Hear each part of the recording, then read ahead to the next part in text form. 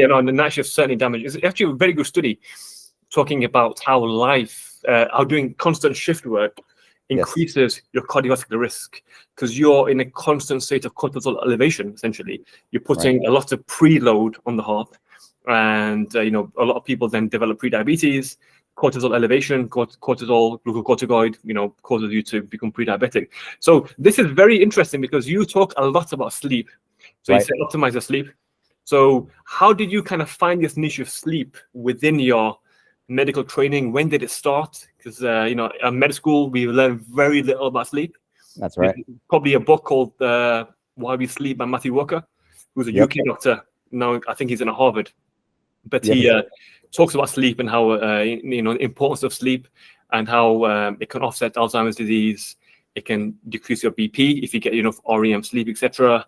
So how did you find this niche of, you know, uncovering sleep as a magic pill for you know, humanity's kind of biohacking, so to speak? Yeah, so you know, I approached this as a bro and a biohacker before I was a physician. So I'm in med school. Matthew Walker's book comes out, and I remember exactly where I was when that came out, and the whole sleep-focused movement starts. But I was trying to figure out how to shift between night shift and day shift. How can I work better at night? How can I recover back and come back during the day? Because I'm training for powerlifting at the time, and I noticed when I do night shifts, I get weaker. I look worse. My eyes are all really baggy, and I just don't feel the same vitality. And especially as you get older, in your early 20s, you can mess around with sleep and you feel fine. And then as you approach your late 20s, early 30s, it's not the same. So I'm looking into this.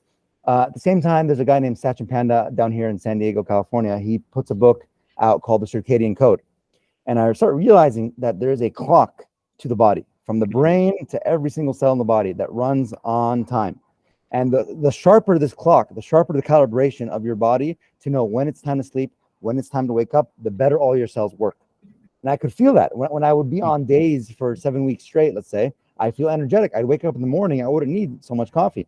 But if I do night, day, night, day, night, day, I'm suddenly sluggish. I'm not as sharp. I need to drink 3-4 cups of coffee just to get going in the morning. And I realize it's not because I have a caffeine deficiency. It's because I have a sleep and circadian disorder. Yeah. So that makes perfect sense, because in the Quran, Allah subhanahu wa ta'ala talks about how we have made the layl, the night, as a cover, and the day is for you to then go get the rizq, you know, actually to uncover his bounties in dunya. But being doctors, we had no choice. We had to do night shifts. And I remember the worst part of medical school was in my 4th year. I was doing orthopedic placement, and I had to shadow the resident. I was like 19, 20 years old, 4th year med student. Because in UK we start medicine at 18. I know in US you got to do pre-med, right? And then you do medicine.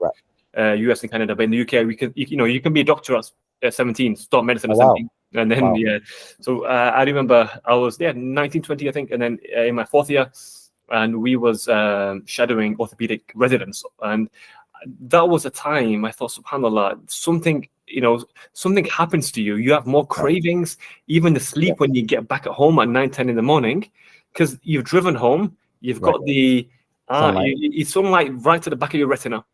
This is now suppressing your melatonin. Cortisol elevated anyway, because you get the morning 9 a.m. cortisol rise. So this is the antithesis of sleeping.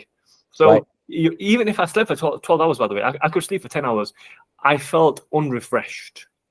And I don't know how much REM sleep I was getting. This was 2008, 9, before Whoop. I know Will, shout out to Will Ahmed in the US, who's doing a good job on with the Whoop strap and measuring heart rate variability. But you're right, at med school we weren't really taught much. It was the Matthew Walker book which really changed it. So combined, I probably got 1 hour teaching in 5 years on sleep, and I probably got 2 hours on nutrition. And these are the two things which actually have the most impact on how you think and how you appear. Because at the same time, I was doing modeling as well. So I was, doing catwalk. Literally, my eyes, like you mentioned, my eyes were like this. And I'm like, I can't do this. So alhamdulillah, as soon as med school finished, I did 2 years of residency, after my internship. And then I left in 2020.